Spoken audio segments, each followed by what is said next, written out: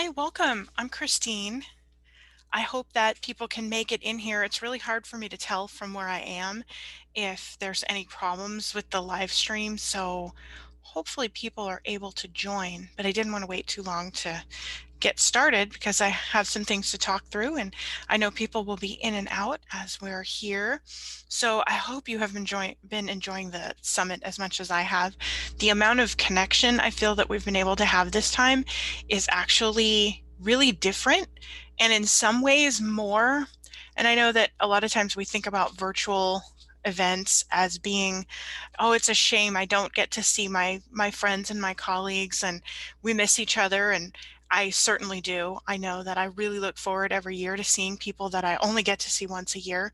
But I do know that this time there's been some more sharing, and I think that the community part of the app that we're using allows us to have connection in a kind of different way because as we're talking through things, sometimes we're able to share links and articles, and it just feels the connection is different. So I'm really enjoying this, getting to know people, and I'm really enjoying the opportunity to get to do these lives. So I wanted to come on here today. Yesterday I talked about my first 100 hours program, just kind of introducing what it is and why it's important and what you can do with it. And one of the big parts of it is actually the newest part, which I have added over the last few months, and it's called the Early Birds module. And the Early Birds module is a long time coming. I have always enjoyed working with late preterm babies, and I feel like they're fascinating. So it's just been an interest of mine. And last year, Marsha Walker updated her book, Breastfeeding the Late Preterm Infant. And I mean, I pore over the ABM protocols on lactation care for these babies. It's really interesting to me. You can just watch and watch as these babies grow and get better and better when they get to have lots of experience trying to feed. And there's some things that I feel like are not, we don't always spend enough time talking about them. I think that we have this tendency in our work to separate babies into term babies and preterm babies. And, you know, a lot of times we don't spend a whole lot of time talking about sick babies, but we also don't spend a whole lot of time talking about the 10% who are born in the late preterm section there. So this is an opportunity to just go through, you know, some of the basics about early birds and what's in the program in case you're interested in that. And there's a handout about early birds in the booth. So you can download that. You can also grab that from my website under free. And what this thing is, or what this handout is, it's a guide that gives you some tips and sort of summarizes what really is the difference. Why are these babies special? Why do they need we need special skills to help support them? Why does it matter? And what makes it so challenging sometimes to work with them and so challenging for their parents as well. So go through, you know, and really think about it. So I got to move my chat box out of the way because I can't see. So early birds, late preterm babies, these are babies who are born between 34 plus 0 weeks and 36 plus 6 weeks. They make up about 10% of the population of babies in the US as of 2018, according to an article in the American Academy of Pediatrics. And that's a pretty significant number, especially when the thing is, there's there's a lot to know about them and not everybody knows it. So because these babies they just appear to be small newborns, and many of them don't spend any time in the NICU, and they're really not given any special labels or special information, it can be hard for families to understand why they're struggling so much. And sometimes instead of understanding that these babies have an actual medical difference, they are thinking that the baby has a personality that makes feeding hard or something like that. So, you know, when we have the right information, when we have the knowledge about what is different about late preterm babies and what we need to do in order to support them, we can make a really big positive impact on them. We know that they need human milk just as much or more than term babies. And, you know, like preterm infants, they really need skin to skin care. They need to stay healthy, and they need human milk as the building block. They have missed out on a lot of in utero brain growth that is the predominant type of growth and development that is happening during those last weeks of pregnancy. So they're missing out on that. Now they have to do that brain growth in the extrauterine environment with all of the external stressors that come along with that. So being able to support them to stay fed and to stay healthy and to stay warm and protected makes a really big difference in the beginning of their life and setting them up for a lifetime of health. It's a really important part. So that's why this module exists. That's why this feels so important to me and feels so fascinating to me. I really do just love to work with these babies. Here are some of the things that when we have more information and we have this special set of skills, here's what we can do. We know that families deserve better information than what they're getting. We all see this. We see that families, it gets kind of skipped over, you know, that babies are late preterm and that they need extra special things. And sometimes well-meaning relatives and friends and people in a family's network, if they don't understand that the baby has any special feeding needs, then they may blow off some of the advice and information that families are getting about how to take care of and how to feed their babies. Assuming that a late preterm baby is like a term baby is not a correct assumption. It's not accurate. They have different needs and they need this extra attention and focus, especially around feeding. So we really want to see that families are getting better information so that they're better prepared to deal with what's happening with this baby who came before they were even expected. It doesn't seem like a huge deal to be born 3 weeks early or 4 weeks early or 5 weeks early even, but it's huge. It's actually huge. So there are some really great things that we know that we can do if we just get this information into more people's hands. And part of that is, you know, the healthcare world outside of the lactation and birthing spaces really need to know about this. This is not common knowledge outside of what we do. We need to be always in teaching mode when we are talking about late preterm babies, not just with families, but with other healthcare workers. I often found myself in the hospital teaching the postpartum nurses about some of the extra special needs that we were going to have to provide on the postpartum unit because, you know, there's that, again, that categorization, healthy baby or baby who has to go to the NICU. And if you only separate them into those two things, then it can seem really frustrating when a baby you assumed was healthy and who may be perfectly healthy is less mature. And so they require additional types of care. So this would help, and this would really go a long way if we had everybody who is working with new families with this kind of knowledge so that families can be supported consistently across the spectrum. And then for us in the lactation world, lactation care providers, we need a lot of good resources. We need things that are going to help enrich us, give us the skills, give us the knowledge and information and the practical tips on working with these families so that we can be supported to take care of them. When we struggle to find information about a topic in this world where we work, then it makes it harder for us to support families. If we can't just grab our device when we're talking to a family and look something up really quickly, it sometimes puts a little gap. It puts a little delay in the information we're able to provide and even in helping them make their plans. So the more information we have up front and the more resources that we know we have, that's really going to go a long way to helping us feel more comfortable working with these families and like we're really making a difference and helping them get through a challenging time. If you have any questions as we're going, go ahead and put them in the chat. I would love to answer what's on your mind. One of the things that I frequently talk about when it comes to early birds is that the way that they're different, it sort of makes it feel like they don't start at the same starting line.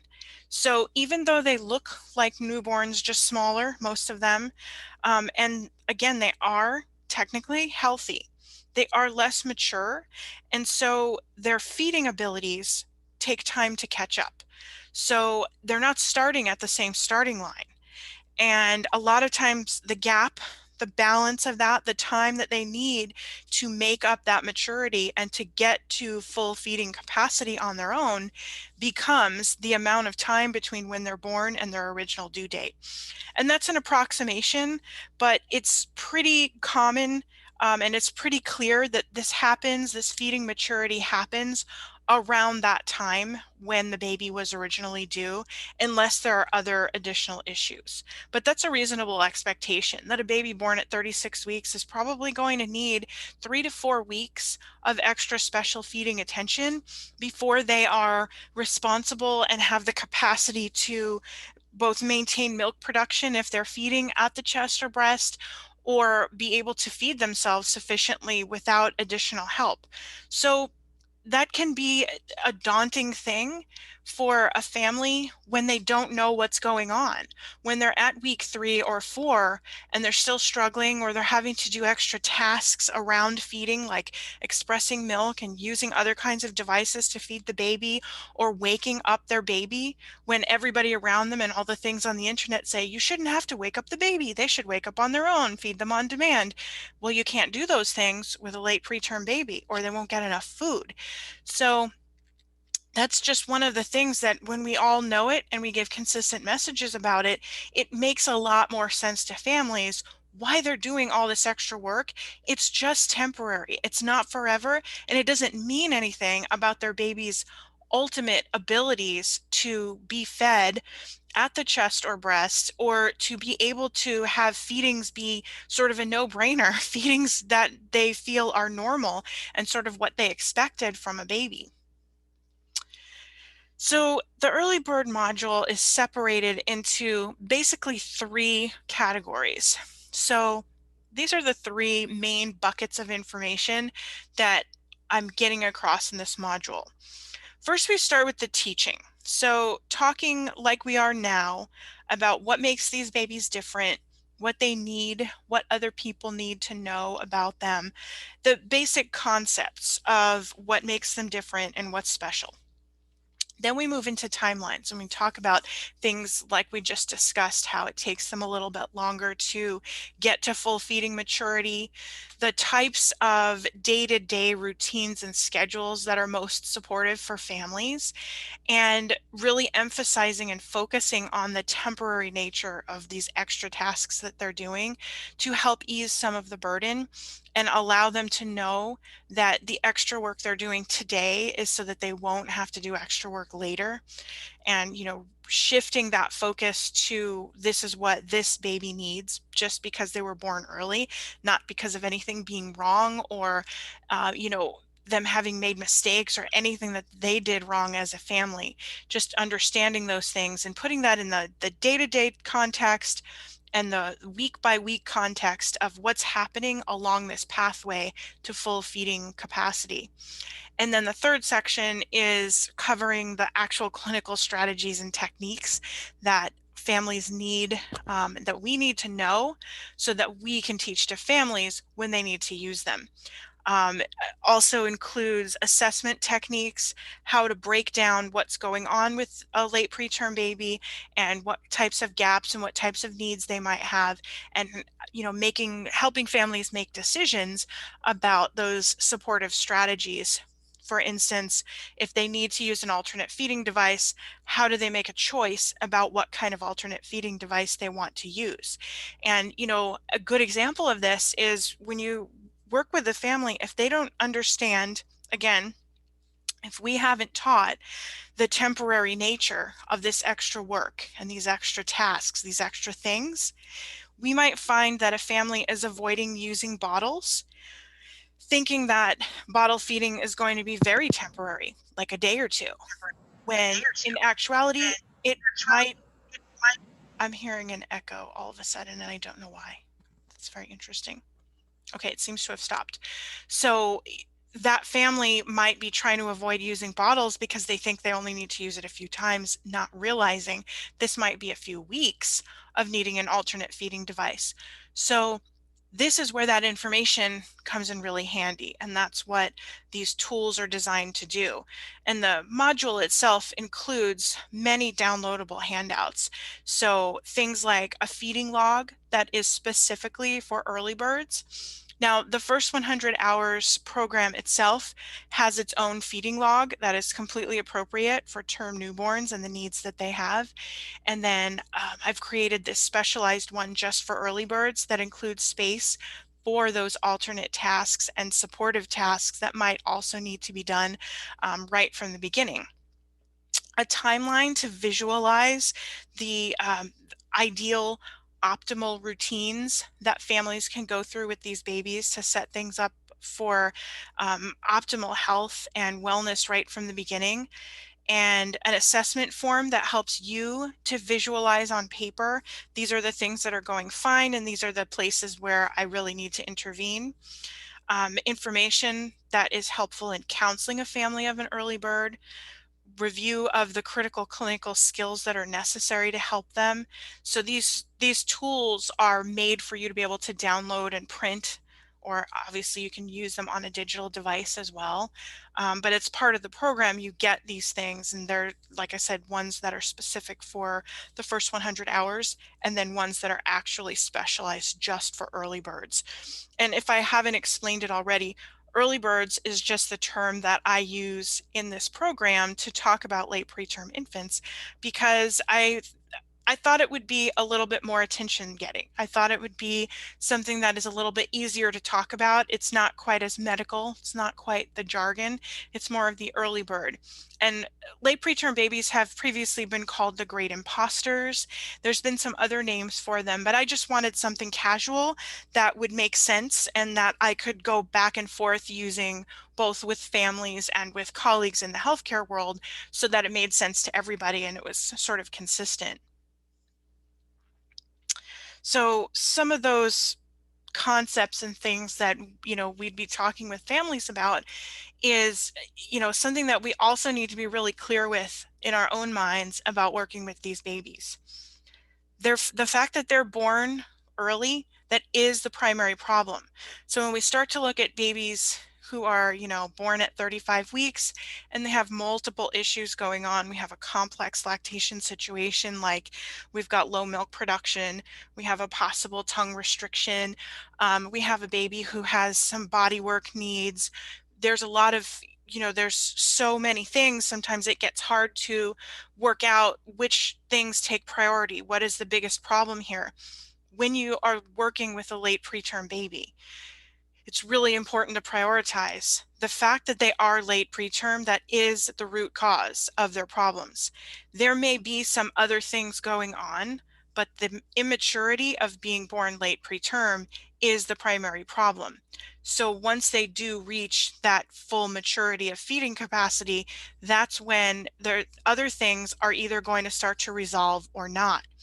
And that's not to say that we should be waiting to resolve those other things, but it is a way of explaining why there are so many things going on at once and helping families to understand that, again, none of this is because of them. This is simply a function of the baby being born early. So that's something they couldn't have changed and they can't change. So, it does help us to prioritize what's going on and what needs to happen next.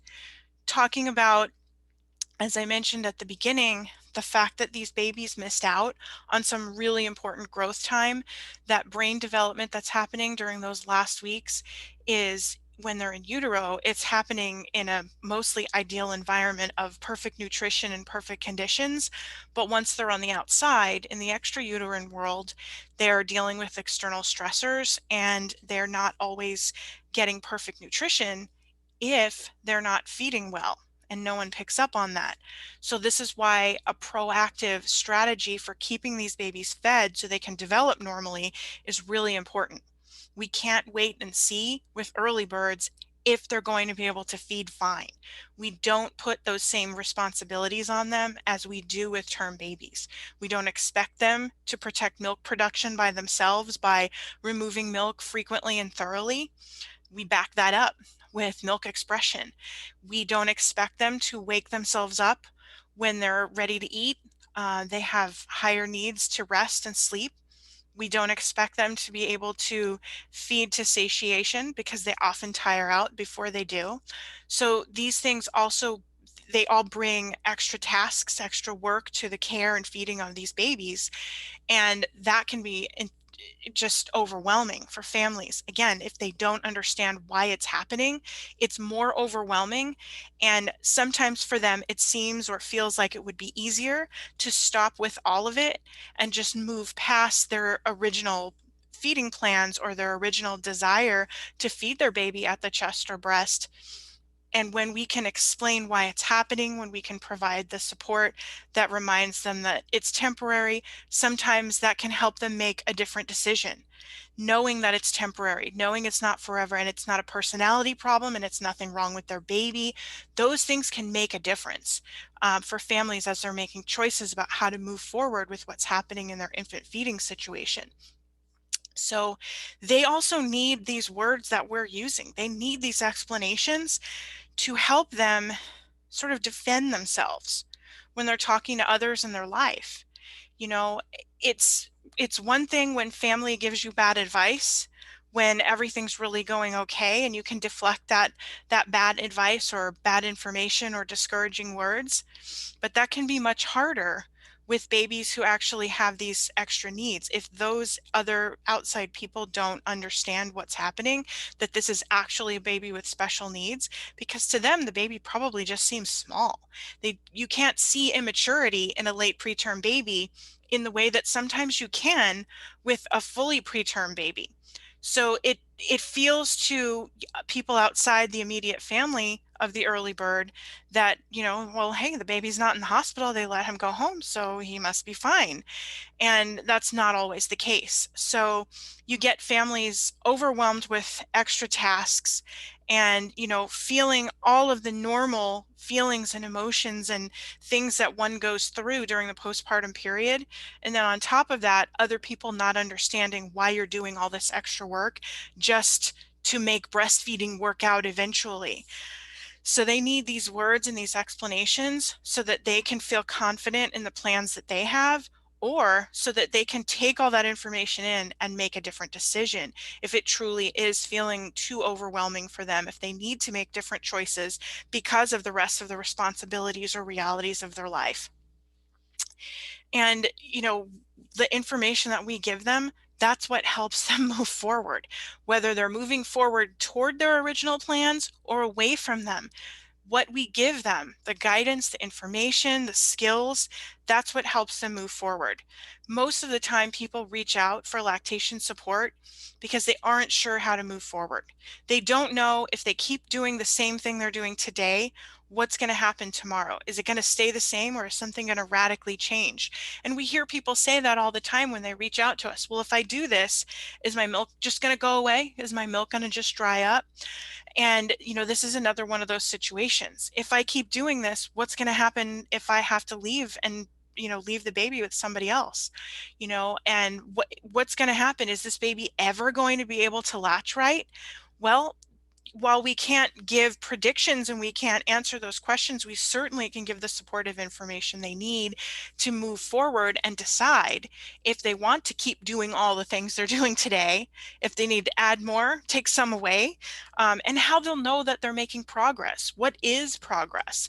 So our information and guidance really makes a difference for families. And again, we're trying to affect a population of 10% of the babies born. If we're overlooking this and we don't understand it and nobody else is talking about it, that's 10% of the babies who really have a high risk of not feeding well from birth, and then not getting human milk, not being fed at the chest or breast by parents who actually wanted to do that. It's a very high number of babies who are going to miss out on what they need for optimal health simply because we're not talking about this issue. That's the part that really gets me very frustrated. So this is sort of an overview of all the things that are covered in this module. And again, these reflect what is covered in the overall first 100 hours program, but they also are taught in a way that is very specialized to support the special needs of the late preterm baby to make it easier on families and to make it easier so that we feel more confident when we're supporting them. So we go through skin to skin and why early birds should actually spend most of their time skin to skin. And you can very easily imagine if a family doesn't know that their 35 weeker needs more skin to skin, we know that unfortunately most families do skin to skin in the hospital, and then rarely do we meet somebody who does it again after that, after they've gone home. But these babies especially need a lot of skin to skin after they go home. It's the easiest place for them to be to maximize the efficiency of the calories they take in so that they don't have cold stress, so that they don't have a lot of external stress. There's a really huge benefit to them spending a lot of time skin to skin. So if that never gets mentioned in the hospital, how would families be expected to know this? We have got to start talking about this more. Then we want to make sure that families understand that if their intention is to feed their baby at the body, their baby needs a lot of experiences trying, even when it doesn't feel like it's working, even when it feels like the baby will never get it. Every experience at the chest, every time they attempt to latch, every time they hold that baby nearby, those are all important practice hours, putting in those practice hours so that when they get to the point where their maturity is there, they're able to feed functionally and effectively from the body. These are just as important experiences as they are when the baby is actually getting full nutrition there. So we really want to encourage that they continue to do that. Now, one of the most proactive things that we can do for early birds is ensure that milk expression is initiated immediately. Again, I mentioned this before. These are not babies where we wait and see how they're doing with feeding. We expect and assume that they will not be efficient. And this is completely supported in both the ABM protocol and in the book Breastfeeding the Late Preterm Infant. What we know about these babies is that their feeding ability, their feeding capacity is not at 100% when they're born during this time frame. So rather than wait and see if they can keep up the milk production, we don't wait and see. We're proactive and we begin from the beginning. We begin gently, of course, but we begin with early hand expression, feeding the baby whatever is expressed, initiating pumping if that's what the parent wants to do, moving through these extra tasks from the beginning as though they are just a natural part, because they are a natural born part of this process. And again, they are not forever. Asking somebody to pump temporarily for their preterm baby who's in the NICU, we don't think twice about that because we know how important it is. But for some reason, sometimes we shy away from this type of teaching when somebody's going to be taking their baby home with them and we don't want to give them a burden and extra work. But unfortunately, when we don't do that with early birds, frequently we see that the babies don't get enough food and milk production suffers as a result of how this baby is not able to feed effectively. In addition to the expression, we start feeding them whatever gets expressed immediately. And if what is getting expressed is not sufficient for them, if they begin to show signs of issues and they need additional milk, they may need additional milk. They may need some pasteurized donor human milk. And in some cases, they might need formula a few times. Again, not forever. These are temporary things, part of a temporary plan for families. When they know it's temporary, then they aren't making new decisions all the time. They aren't beating themselves up about something that has nothing to do with them and their knowledge and their abilities. It just is a function of their baby being born early. And then talking about what is progress, defining progress for the family. How will they know things are getting better? How will they know the baby is getting closer to what they expected? What types of things to look for? So that's really an overview of what this program really is. And I'd like to stick around, and if there's any questions, I'd be happy to answer them. This handout again is in the booth. It's also on my website, and the early birds module, the entire thing is inside of the first 100 hours masterclass with all of the downloads, the handouts that are there. They're different than the ones you're getting for free. They really are more robust, and there's lots more that go with the first 100 hours program. In the program comes with tons of handouts and resources, both for you as a provider as well as things that you can give out to parents. And they do a good job of explaining a lot of the concepts that we're talking about, sort of as a backup reminder to the things that we verbally teach to people. So yeah, I'm gonna stick around. If there's any questions, if you want to put a question in the chat, I'll be looking at that. And I think you can raise your hand on here. I'm not sure if I have that function, but if you can't, just speak up. Nobody is muted. So just let me know if you've got anything. But I super appreciate the opportunity to be able to share. Well, you're welcome, Rachel. Thank you for being here. Really appreciate it, honestly. The opportunity to just talk about this. Like I said, we all have to be talking about it a lot more. It's so hard because there's just not enough. There's not enough. It's usually there's one session on it at a big conference, and there's like one book about late preterm babies. And it's one little section, and it's really not. It's huge. This is 10% of babies. This is a big deal. So the more we learn, the more we talk about it, and the more we share with families. I know. I feel the same way, Rachel. It's the more we know, the easier it is to support them. And every time we get the opportunity to work with one, we learn more. We just from watching them. They're so amazing because they seem to have this, and it correlates with what they believe is where that brainstem maturity comes in, part of the feeding process. The minute that happens, parents always say it's like a light bulb went off. It's like this baby was different yesterday. Today he figured it out. So, us being able to support them with all these extra things, that's what matters. That's what makes the experience better for families and more memorable, and turns it into a positive experience for them, regardless of what the feeding outcome is. We want them to feel like during this time frame of their baby's life, they were doing all the things they were taught to do. So we're adding this in, and it's just a really cool privilege to be able to help them, to be able to be part of that with people. So I appreciate that feedback.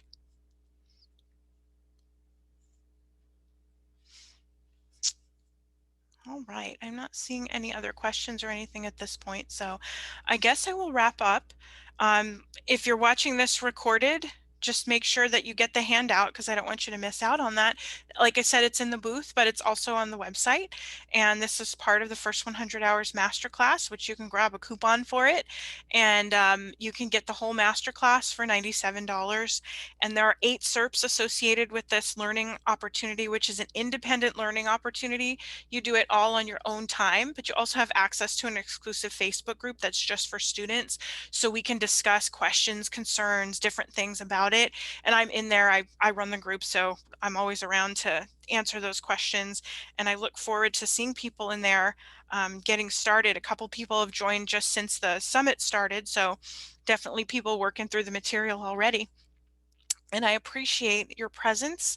I hope you enjoy the remaining hours of the summit, and I look forward to seeing you in person. I really hope so next year at next year's summit. And if not, I'll see you online. See you soon. Thanks.